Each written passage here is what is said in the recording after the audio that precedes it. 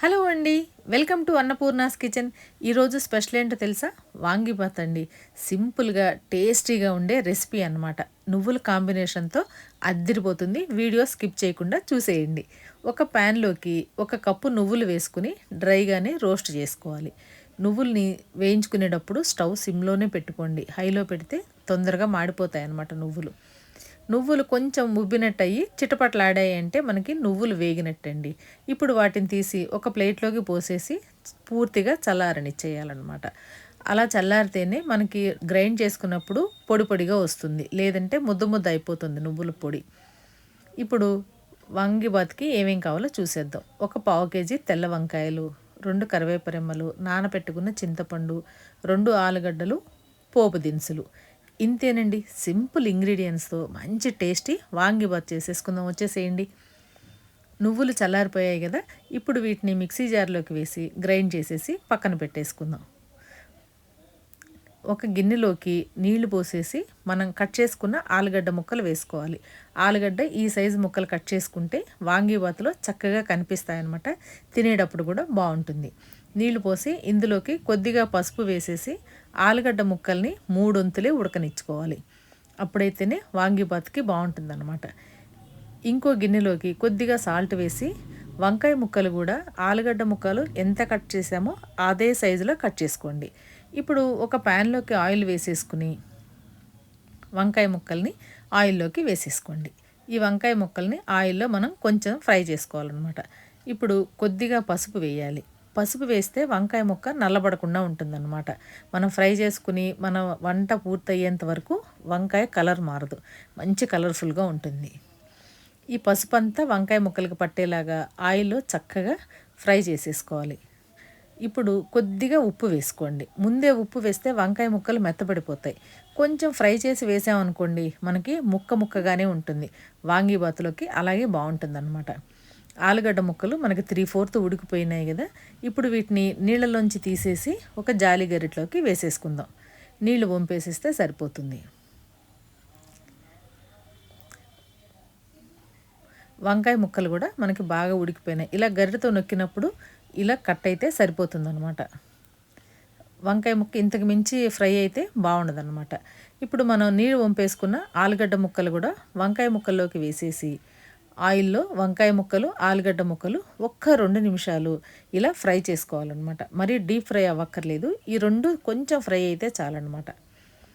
ఇలా ఫ్రై చేసుకుని వాంగిబాతులోకి ముక్కలు చాలా బావుంటాయండి. 2 నిమిషాలు మూత పెట్టేసి కొద్దిగా మగ్గాక మూత తీసేస్తే సరిపోతుంది. ఇలా ఆయిల్ సెపరేట్ అయింది అన్నప్పుడు మనకి ముక్కలు కరెక్ట్‌గా ఉడికినట్టనమాట. ఈలోపు మనం చింతపండు గుజ్జు తీసి పెట్టుకున్నాం గదా!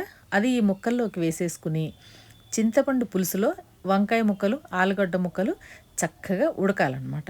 అప్పుడు మనం ఆయిల్‌లో ఫ్రై చేశాం కాబట్టి ఇప్పుడు మెత్తగా అయ్యే ఛాన్సే లేదనమాట ముక్కలు. ఇట్లా ముక్క ముక్కగానే ఉంటుంది.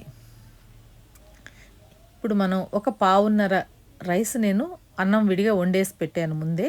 దాన్ని ప్లేట్‌లోకి వేసేసుకుని అన్నం పొడి పొడిలాడేలాగా చక్కగా ఇట్లా సెపరేట్ చేసేసి చల్లారనిచ్చేయాలి. అన్నం పొడి పొడిలాడితేనే వాంగిబాత్‌కి చాలా బావుంటుందనమాట. ఇప్పుడు మనం గ్రైండ్ చేసి పెట్టుకున్న నువ్వుల పొడి వేసేసుకోవాలి ఆ రైస్‌లోకి. ఇప్పుడు రైస్‌కి సరిపడా ఉప్పు గూడా వేసేసుకోండి. ఉప్పు, కారం మనం నువ్వుల పొడిలో వేసి గ్రైండ్ చేసుకోవచ్చు కానీ ముద్ద ముద్దగా అయిపోతుందనమాట. అందుకని ఇలా సెపరేట్‌గా ఉప్పు, కారం వేసామనుకోండి అన్నం పొడి పొడిగా ఉండి అన్నం ప్రతి మెతుకుకి ఈ కారం, ఉప్పు చక్కగా పడతాయన్నమాట. ఇప్పుడు రైస్ మొత్తం కలిసేలాగా ఉప్పు, కారం కలిసేలాగా అన్నాన్నంతా ఇలా కలిపేసుకోండి. మనకి వంకాయ ముక్కలు, ఆలుగడ్డ ముక్కలు చక్కగా ఉడికిపోయినాయి గదా! ఇలా ఆయిల్ సెపరేట్ అయింది అన్నప్పుడు ఇంక తీసేసి వీటిని తీసుకొచ్చి రైస్‌లోకి వేసేసుకోవాలి. ఆయిల్‌తో సహా వేసేసాం కాబట్టి మనకి రైస్‌కి కూడా చక్కగా ఆయిల్ పట్టేసి పొడి పొడిగా వచ్చేస్తుందనమాట. ఇప్పుడేమన్నా కొంచెం ముద్ద ముద్దగా అనిపించినా కూడా ఈ ఆయిల్‌తో రైస్ అంతా పొడి పొడిలాడుతుంది. చక్కగా గరిటెతో కాకపోయినా చేత్తో అయినా కొంచెం చల్లారాక కలిపేసుకోవచ్చనమాట. ఫైనల్‌గా పోపు ప్యాన్‌లోకి ఆయిల్ వేసేసుకుని ఆయిల్ వేడెక్కాక మరి కాస్త పోపు వేసుకోవాలి. పులిహార పోపు వేసుకుంటాం గదా! అట్లా మరి కాస్త పోపు వేస్తే బావుంటుందనమాట. శనగపప్పు పంటి కింద పడుతూ భలే టేస్ట్ వస్తుందండి. కొద్దిగా ఇంగువ వేసేసి పోపంతా వేగాక చక్కగా పోపులోకి కొంచెం పసుపు వేయండి. అప్పుడు వాంగీబాత్ కలరు చూడటానికి ఇంకా బాగుంటుందండి. పోపు ఇలా బ్రౌన్ కలర్ వచ్చేసింది కదా, ఇప్పుడు దీన్ని మనం వాంగీబాత్లోకి వేసేసుకోవచ్చు. చివరిగా కొంచెం కరివేపాకు వేసి ఈ పోపుని వాంగీబాత్లోకి వేసేసి పోపు అంతా చక్కగా కలిపేసేయండి. ఇంతేనండి, సింపుల్గా ఈ వాంగీబాత్ ఇలా చేసేసుకోవచ్చు అనమాట. టేస్ట్ అయితే అద్దిరిపోతుంది. ఈ రెసిపీ అయితే నేను మా అత్తగారి దగ్గర నేర్చుకున్నానండి. కర్నూలులో చేస్తారట వాళ్ళు, నాకైతే తెలీదు. నా మ్యారేజ్ అయ్యాకే నేను నేర్చుకున్న ఈ రెసిపీ. ఎలా ఉంది మన రెసిపీ? మీకు నచ్చిందా? నచ్చితే తప్పకుండా లైక్ చేయండి. మీ ఫ్రెండ్స్ అండ్ ఫ్యామిలీకి షేర్ చేసేసేయండి. మీరు కూడా ఒక్కసారి ఈ స్టైల్లో వాంగీబాత్ ట్రై చేసేయండి. ఎలా వచ్చిందో కమెంట్ సెక్షన్లో కమెంట్ పెట్టేసేయండి.